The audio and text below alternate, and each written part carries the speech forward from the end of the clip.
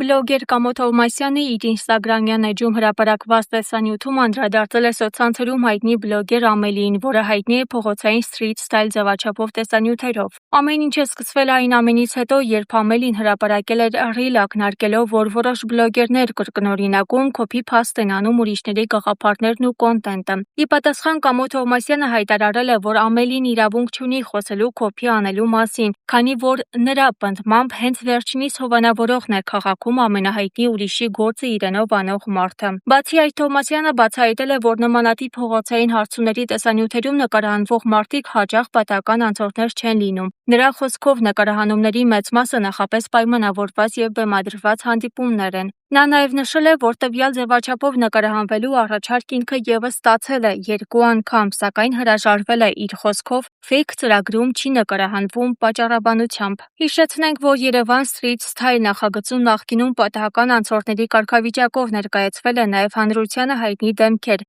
այդ թվում Մարիամ Փարշինյանը, Կենտրոն վարչական շրջանի ղեկավար Պետրոս Պետոյանը, հաղորդավար Հրաչ Մուրադյանը և այլք։